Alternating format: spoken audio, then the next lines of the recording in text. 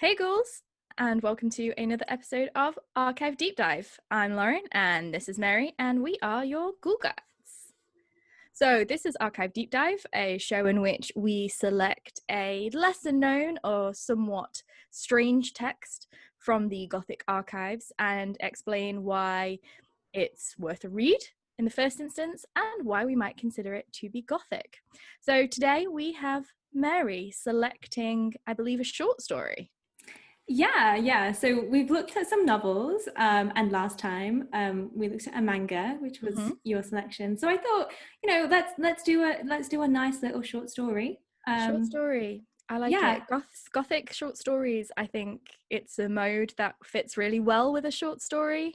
Gothic short stories are certainly more satisfying, I think. They're really interesting. And like you say, as a specific mode and genre in and of themselves. And I hope that this one will be interesting.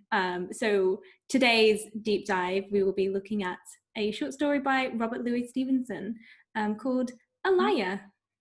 Okay, so our who then is Robert Louis Stevenson. So I think that's probably a name most people will be familiar with, but do you want to give a quick overview, Mary?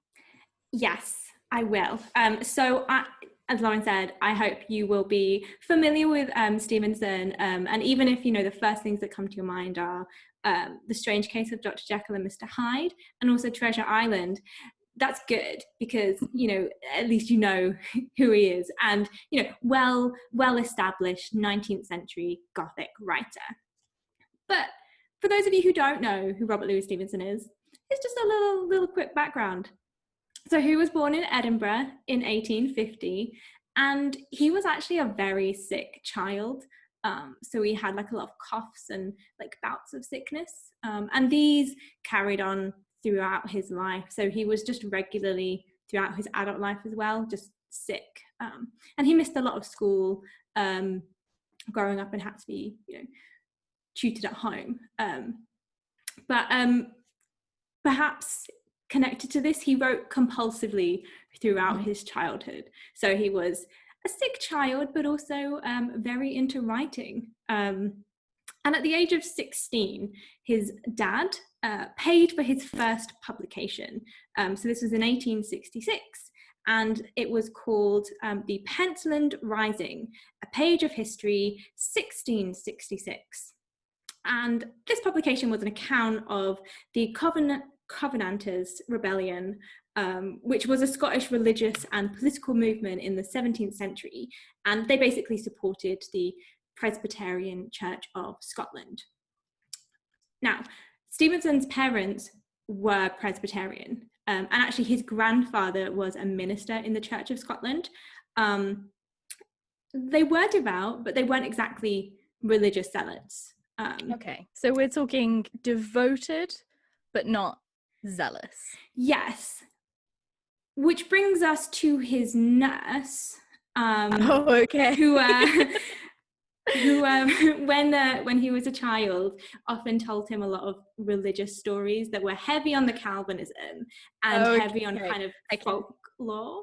Okay, I can see where this is going. Yeah, so he said that these stories were the source of many of his childhood nightmares.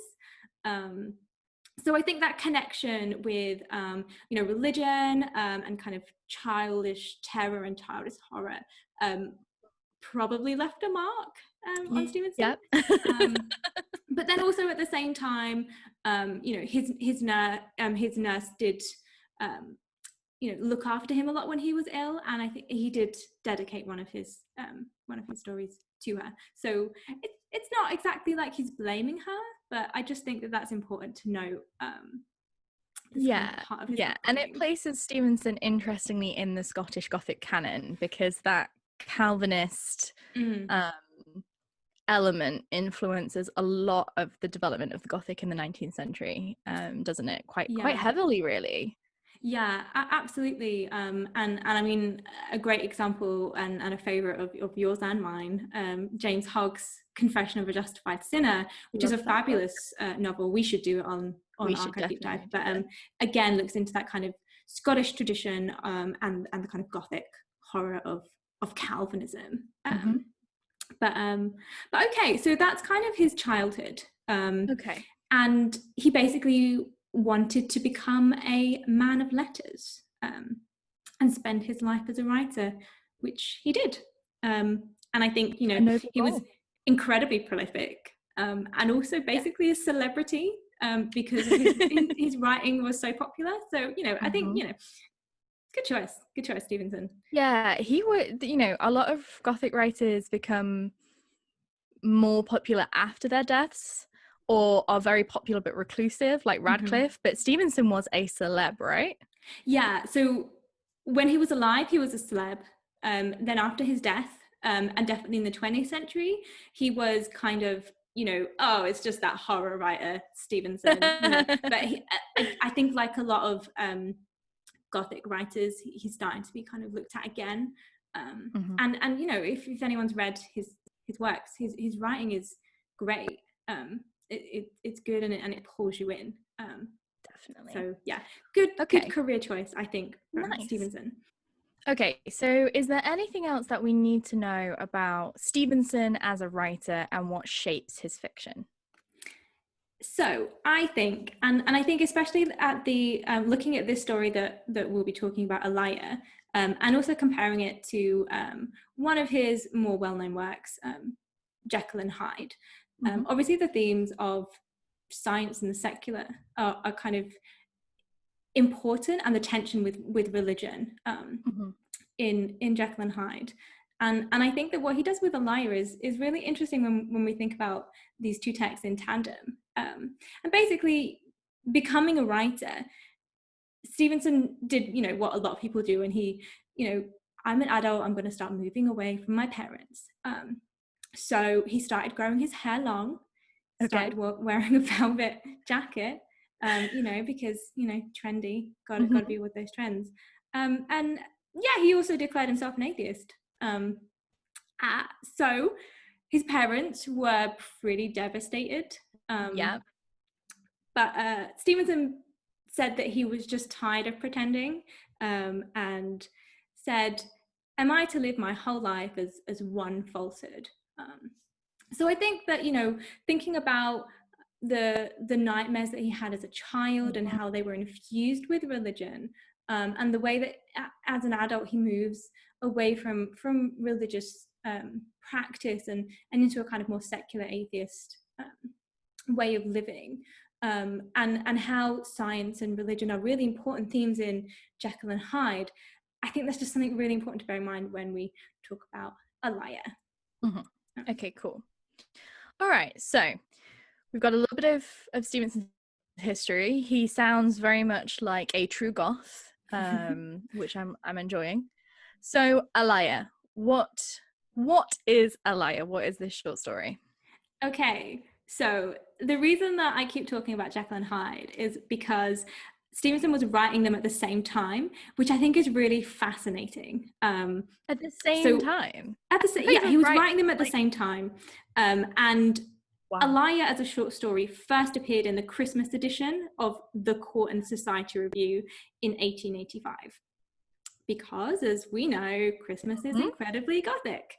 And also, so following the Gothic tradition of, Horace Walpole and Mary Shelley, the idea for his story apparently came to him in a dream.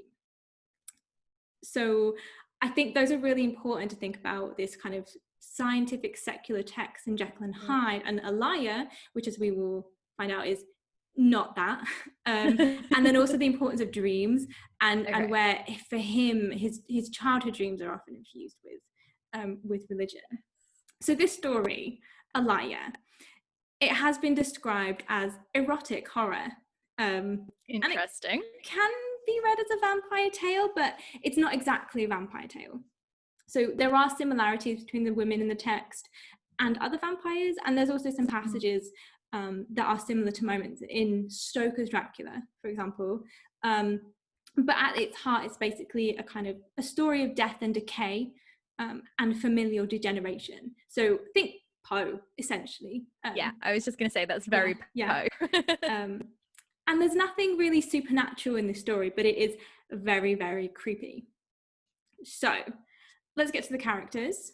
So first Okay. up, we have an unnamed narrator who is an English soldier wounded in the Carlist Wars or the Peninsular Wars. And Mary, you know how to appeal to me. yeah. So this unnamed narrator, this British soldier, we're told that he fought on the good side. And he's basically wounded and needs somewhere to recuperate. And that's where we start the story. And next we have the doctor. So the story starts between the doctor and this unnamed narrator talking about his recovery. And the doctor's not in it for very long, but he basically says, I have this friend, and this friend is a Catholic priest. And he's been telling me about this family in his kind of parish, who maybe you could go and stay with, but also please be aware that, you know, the family's kind of weird, so maybe don't hang out with them too much. Go and live with them, but don't hang out with them too much. Yeah, and he also says that, you know, they basically need money, so they're happy to accept a lodger, otherwise they wouldn't have any strangers living with them. And so then you have the padre, who is an old priest, who kind of, you know, sets up this British soldier with this Spanish family. With his homestay. Yeah. And then the family consist of the Senora, who is the mother. She likes the son a lot. And then Philippe, who's the son, who's described as being very innocent. And we kind of think maybe there's something developmentally not fully developed with him. So he's just very innocent and naive, and in those kinds of developmentally ways. And then there's Olalla, who is his sister, who we'll get to in a bit. So basically, the soldier travels to this house. It's an old mansion located in the heart of isolated mountains. And he gets picked up, so the British soldier gets picked up by Philippe. They have this kind of little weird journey to this house. And for a long time while he's there, he only interacts with Philippe. And then he starts seeing the mum. And he hears all these weird cries, and they're almost like animalistic cries coming from the house. And he thinks it must be Olalla, who is the only person he now hasn't met. So there's Philippe, who's kind of, you know, happy but a little bit innocent. And then there's the mum, who is described as being quite lazy, but just like sunbathing. And then he knows that there's this other woman, this girl in the house, hasn't met her, and he's hearing all of these sounds. Okay. He wanders around the house for a bit, and it's kind of got some like Rapunzel-esque vibes in the description of the mansion and the house. And then finally he meets Olalla. So they kind of meet on the stairs, they have this really intense gaze, and he immediately falls weirdly in love with her. It's very weird. It's very weird. Instant, he falls in love with her. And when she finally speaks, she's just basically like, you need to leave. He's like, oh. This happens so much in Gothic stories where they're like, I'm in love with this person. And then like 20 pages later, the person finally speaks and you're like, wait, what? Yeah. So they have this really long scene where they're intensely gazing at each other, and he's obviously just completely like in love with her, and then she's like, get out of my house, bruv. Get out. But in nicer terms.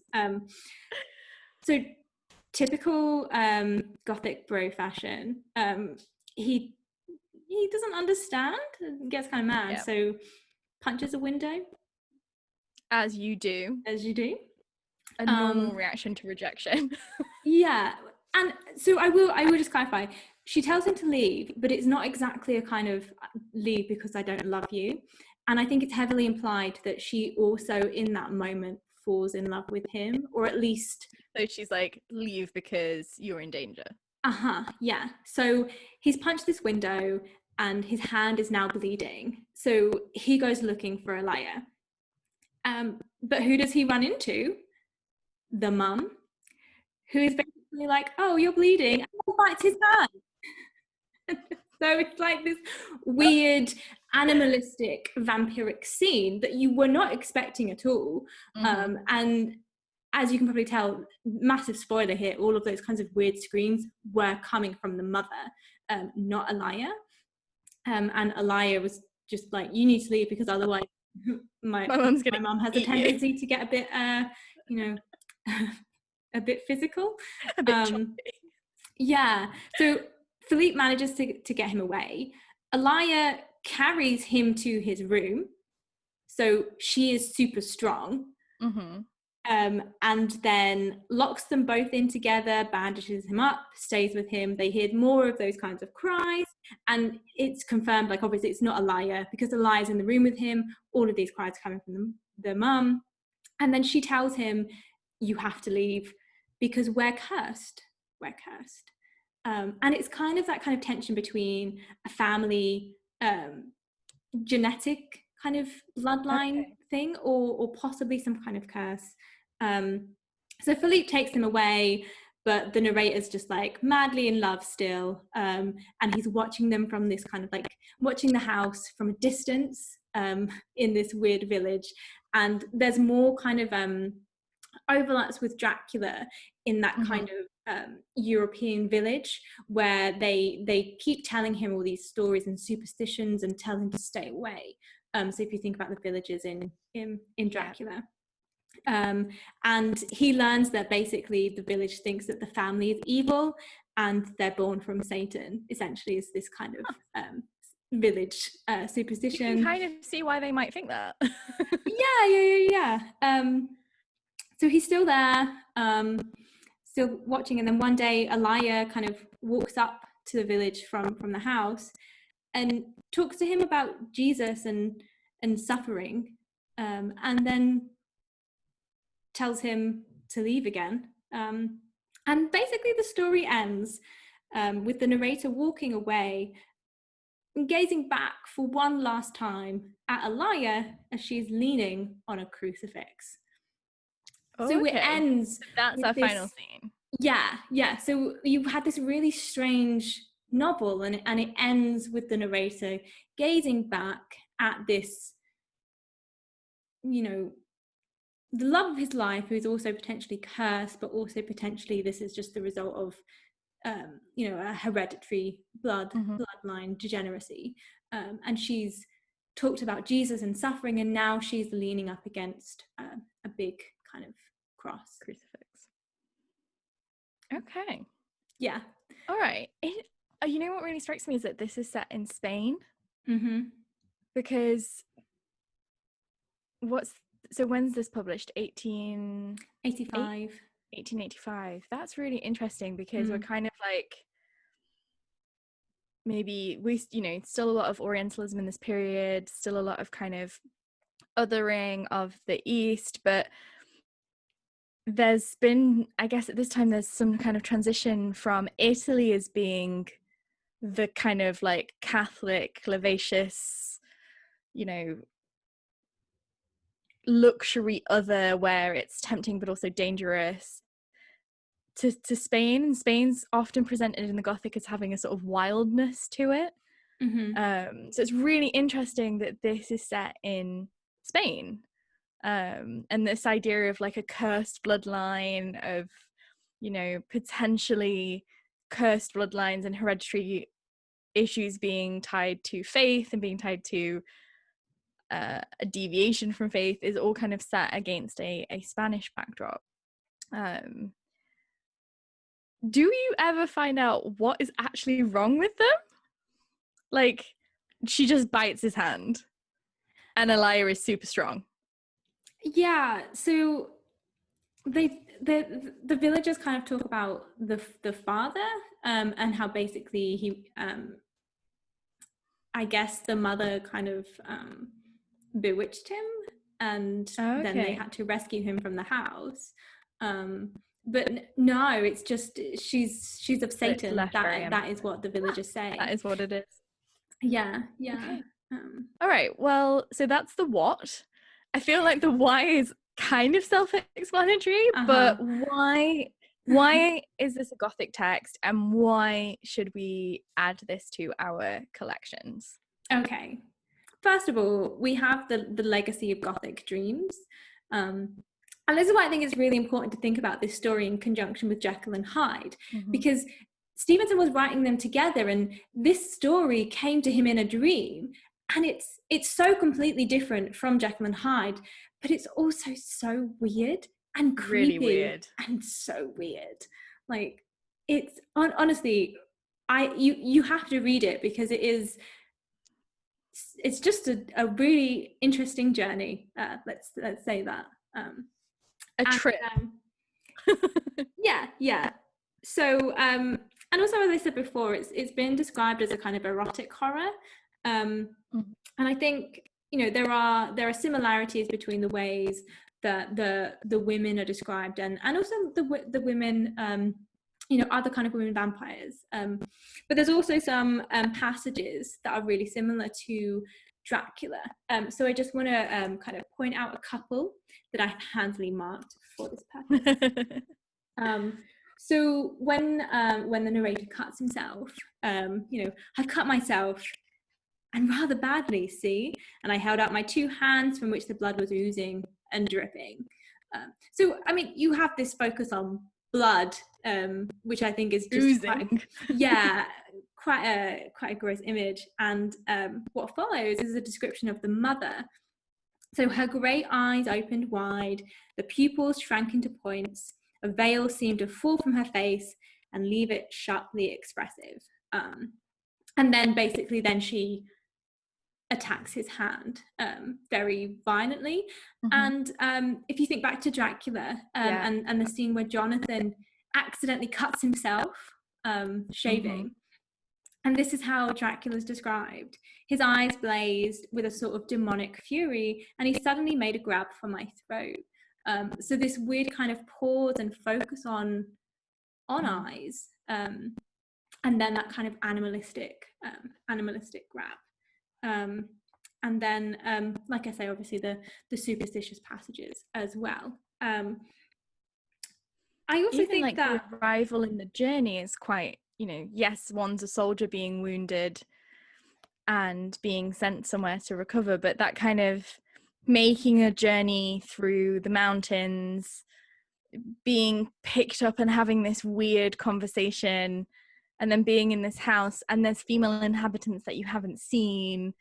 Do we think that Stoker, I mean, we know that Stoker was a contemporary of Stevenson. Do we think he's read this then? I would say it's probably likely that he's read this. I mean, obviously he read it extensively anyway, and you know, Stevenson was a very popular author. So I think that there are some similarities to suggest that he probably did read this text. And obviously this isn't a vampire text, but we can read it in that kind of vampiric way, especially with that with this scene in particular where the mother, it's so unexpected as well. It comes out of nowhere. The other kind of text that I want to suggest that would make a good comparison with this one is actually a contemporary text. So I said that this has kind of Rapunzel-esque vibes, and the soldier's description when he's wandering around the mansion, and he's describing the kind of trees and the fruit and the kind of old dilapidated castle. It really reminded me of The Lady in the House of Love. I really strangely while you were talking, and then when you said about her telling him to leave, I was like, oh, that's very Lady in the House of Love. Yeah, exactly. So for those of you who don't know, The Lady in the House of Love is a short story by Angela Carter, published in her The Bloody Chambers collection. And The Lady in the House of Love is a vampire story where the vampire is like a Rapunzel figure stuck in this kind of French chateau, and this soldier, again a soldier, kind of chances upon the house, and ends up in the house, and she almost kind of, you know, she almost eats him, at that, and like you say, he's told to leave, and he does leave, as this British soldier does. But yeah, I think those are just really interesting parallels, and the way that you have this kind of weird Gothic timelessness of the women in the house, that I just think is really interesting. Yeah, it's almost like they've been there. Yeah. Like, how where long did they come from? Like, if the Signoran tempted someone from the village, like, how long was she there for, and how long ago were the children born, and is it just the females in the line that, you know, inherit this curse? So yeah, it sounds to me like that's one of those things where it works so well for a short story because nothing is answered. So you have that potentiality that is so terrifying. Whereas in a novel, you'd want that kind of thing to be explained. Like, I think this is why I love like things like Carmilla so much. When they're short, they're creepier and they're weirder. So it sounds like, as a short story goes, this one is perfect for the format. Absolutely, I agree with that. And I think that, you know, even though this isn't a vampire story, I think that we can look at it, like you say, Camilla, Dracula, The Lady in the House of Love. There's so many parallels between these texts and so much overlap. And because it's a short story, there's so much that's left unanswered, which I think is one of the reasons why I like short stories. Definitely. Because, and especially with the ending is so odd, with that kind of nod to religion, especially as Stevenson is in parallel writing this kind of secular scientific story of Jekyll and Hyde, and also is himself a professed atheist.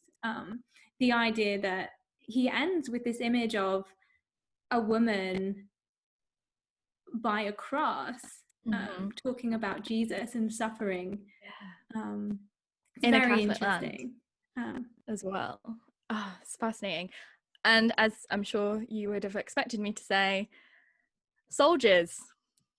Like, again, this is such a great example, it sounds like, of a story where the British soldier, being a soldier, takes him outside of his secular British space and exposes him to the Gothic, and he will go back. You know, I would imagine that this, you know, would be a soldier that goes back changed, and there's so much narrative, particularly in the 19th century, about the soldier who returns changed with unknown wounds and unknown trauma.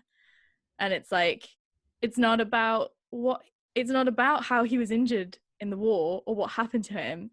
It's what he goes through here, and it's like, well, what does that mean when he goes back? So I think that as well, I definitely have to read this now, obviously. I think you should. And you know, as I say, like, the ending is very interesting, but we don't even know if he leaves. So maybe he doesn't even go back home, you know.